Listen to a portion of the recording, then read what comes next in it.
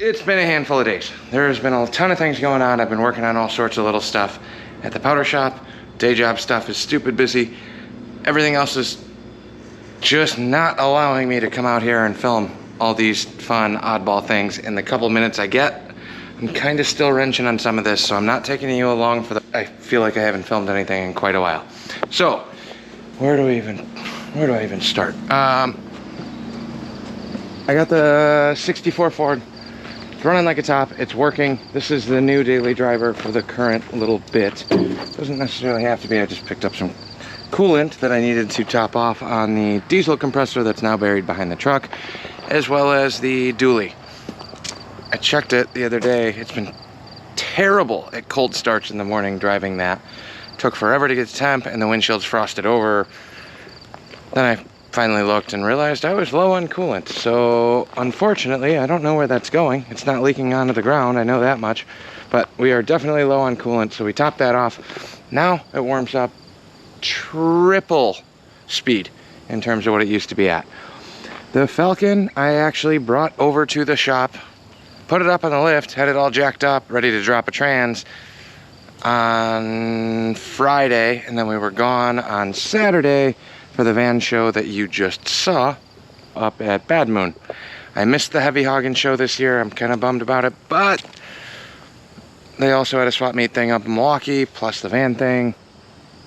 I know we took the van up there for the Heavy Hoggin show that I just posted the video on. Apparently that did pretty well. I was looking at kind of some of the feedback YouTube gives me, and people like watching those. So hopefully you enjoyed the Kickstart contest and all of that. Thank you to Bad Moon. Thank you to everybody involved in that show. I tried my best to tag some people in there, but I'm always going to forget, so I don't want to get too far into that. But thanks to Kelvis, and yeah, just the whole thing. It's a good show. Make your way out there next year if you're around this area on Labor Day weekend. So we drove the van up there, drove that back. Headlights are still strobe lighting on the way home, so that was fun. But made it back, one piece, parked the van. That's a future problem right now. I still really want to get the torque converter in the Falcon because I would like to get back up to the track one more time before end of year. We have been slammed on powder coating stuff at the powder shop. And blasting wise, I kind of slowed down on big blasting jobs for a minute, but now we're all locked and loaded for another blasting job tomorrow on that drag S10. But I also still have one of these from my teenage years, like an 87, 88, I think, S10 door. I used to buy those for $500-600, and now they're worth money, but go figure. That's how it works, right? We have a ton of junk in here, and I definitely need a good day of deep cleaning. I've also bought a ton of junk, so I hit up one of the local auctions, picked up this wire shelving rack, so all of the blasting hoses and stuff can go and live there. I can adjust the height as needed, but that's going to be the new blasting shelf. I just kind of cleared everything out so I can get this prepped. My buddy had he's working on his house. His neighbor was having a garage sale. They were getting rid of this. This is just a little hand crank lift for a lawnmower. Well, we got the John Deere. It also comes apart and does fold up, so this might get put away, tucked away. KZ, we're making progress. I have the back brakes completely bled and done. Those went effortlessly. Front, tried making a video, didn't work. Front master cylinder, I think this piston is too small. I pinched off each of these lines on both sides completely, manually bled it all the way down the lines. It had amazing pressure down to each line. I don't think this is flowing enough fluid to power both of these two brakes at the same time. Unfortunately, like I'm $12 out on this master cylinder from China, Amazon, wherever these parts come from. I do not care, but it's not flowing enough fluid to actually power the brakes. So that's where we're at. On the switches, I also ordered a bone stock switch with a broken light switch housing. So now I have 3 switches lying down here. This is the brand new Repop one that's wired wrong. So that's a pain in the ass. I gotta pin that one out. This is the stock one with the broken light switch for the on-off right here. And the button's broken off, but if I press that button, it works. So that one is good. but it's broken. This one I got off eBay, I think for like $8-9. The button pushes. The kill switch kind of works. Headlight switch is still broken.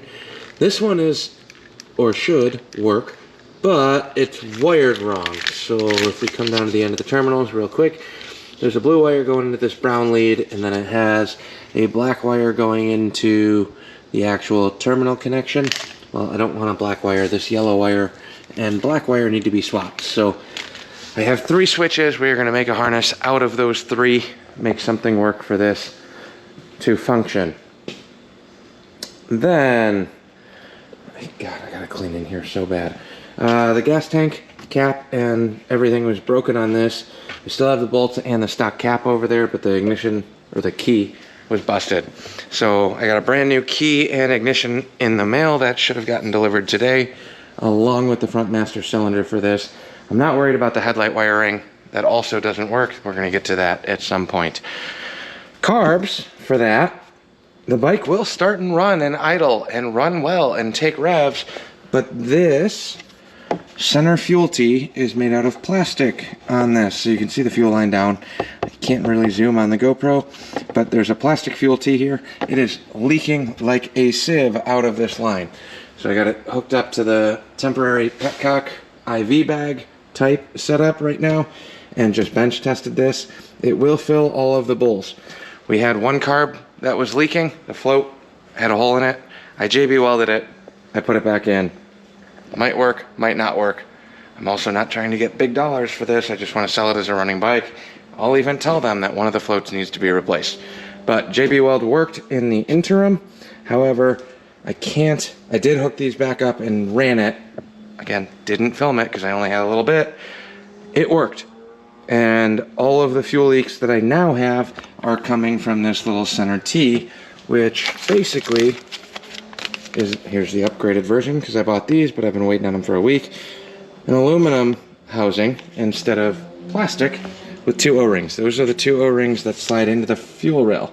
Unfortunately, that involves splitting an entire bank of 4 carburetors and linkages to put that in, but parts are here and I will get to that soon. I promise I will try and make a video on that, even if it goes wrong, because that's my least favorite part of Japanese motorcycles. I think they're fantastic. I think they run great, but having to mess with carburetor issues on a 4-cylinder or a 3-cylinder or anything more than a Harley with 1 carb is a pain in the ass. Then we get to the iron head that is primered and painted. This is pretty much done, ready to go home. The owner of this bike came out the other day, gave it a once over. I told him I would try and mock it up, so I got the motor mounted in. I do not have the front motor mount plates, but I did find them. I told you I had them, I think, in another video. But I did find them. I gotta figure out the hardware situation. But this is bolted in on the rear. It is not fully tightened, it is just rough set in place. These need to go onto the frame / motor. Then we can put the studs in and the spacers and tighten all that down. I grabbed a 16 wheel, big twin wheel, with a disc brake and sprocket off the parts pile that's on the floor over there. Jammed all that together. And then I realized that the, whatever frame this is, I don't know what company it came from and I don't want to crap talk other companies, but all of these would have come with a 3/4 inch axle. A 3/4 inch axle will not fit through these axle slots. So now I get to machine out the slots to make the axle fit appropriately in this housing. It's close, but it's not working. One extra thing. Buy cheap parts, expect cheap results. I say that like it's a bad thing and you should know better, but I do it all the time. But I'm willing to mess around and fool around with this. I did not recommend this hardtail kit. I would have recommended something else, anything else honestly, but this is where we are at. I hate this double kickback down tube frame. I want this to be dead straight on a Sporty. I want it to come straight down. Like the one up there, single down tube section in between the seat posts. Tis what it is, but that's where we're at on this. He is doing a ton of brand new parts on this, so we need a lot of parts and not cheap. We need wheels, we need a front end, We need tires, bearings, the whole 9 yards. But he is going to rebuild the entire drivetrain on this mechanically. He's into it. It's a sporty, but he's got some money into it.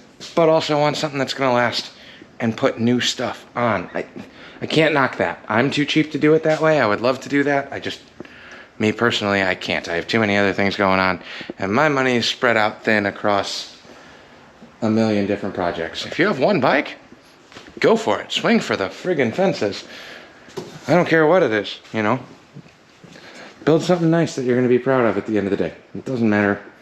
Send, outsource, kick out whatever you can do, whatever you can't do. I'm not one to knock other people that are paying other people to do their work. Otherwise, I wouldn't be in business. A lot of my buddies wouldn't be in business. That's part of the game. Anyways, going from Ironhead to, well, we're waiting on parts on this. Like we're waiting on parts for the Kawi. Then we get to the mini bike. This I was hoping to try and have done and running and ready to go. It's a brand new Predator motor, so I'm not really too concerned about the runnability or fixing this. It's just making everything else work.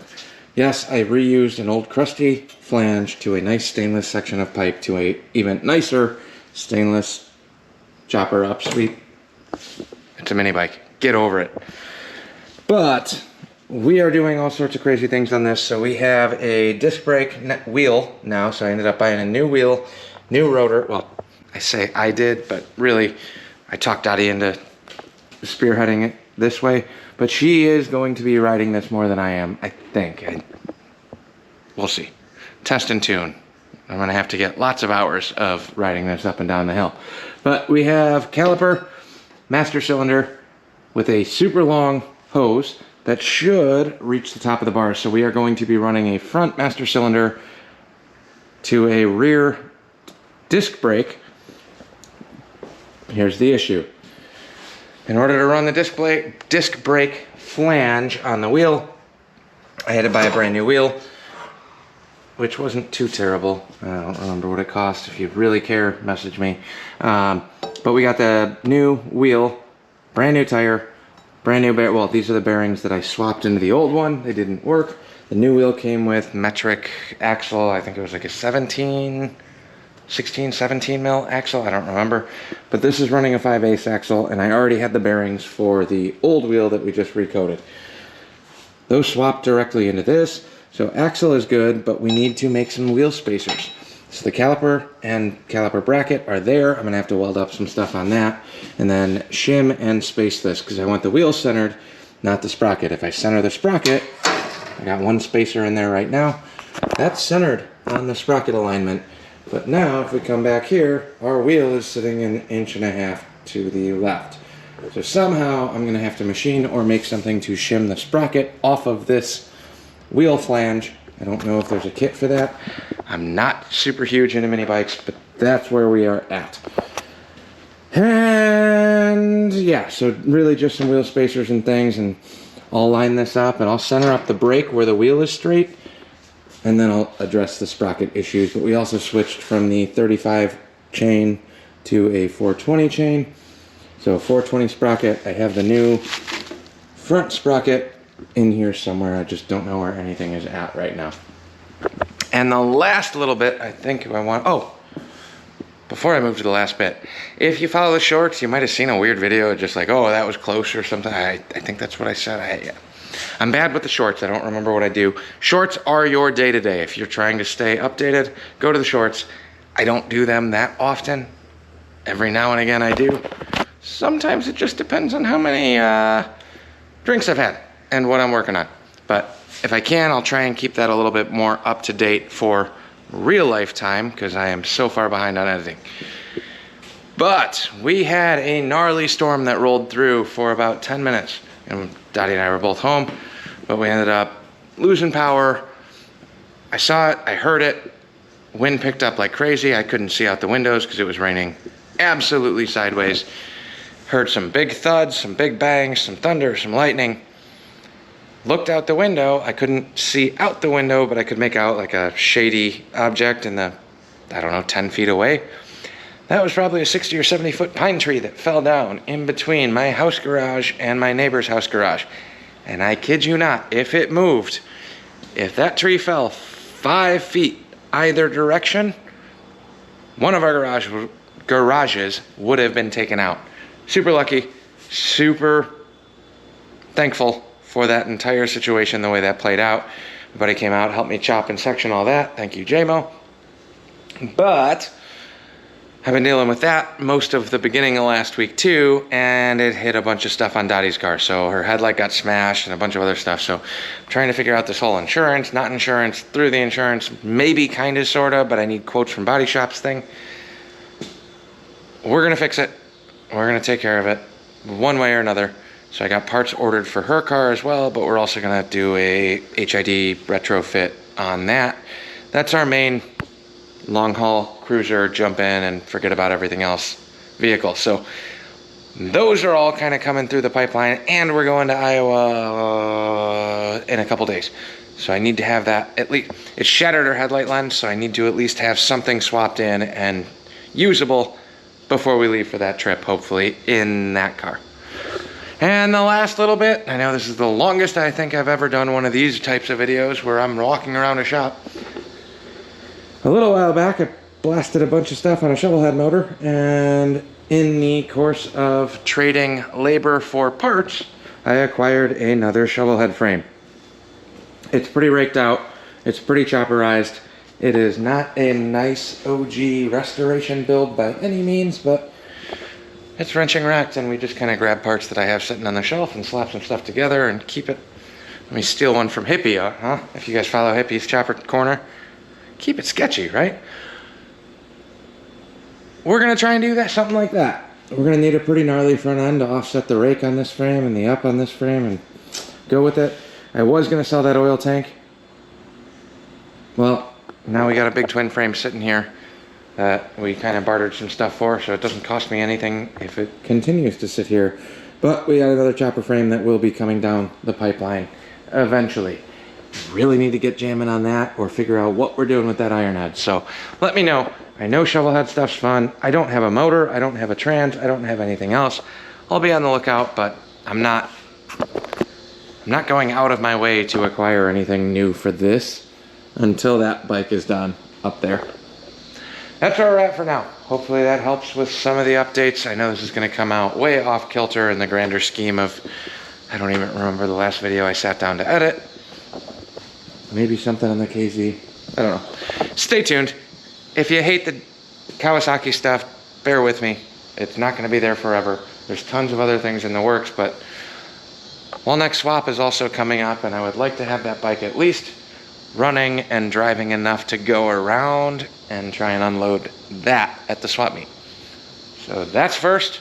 Then we got all winter, because winter is coming eventually, even though it was like 85 degrees today. Anyways, that's it for now. Thanks for listening to me ramble. We'll catch you on the next one.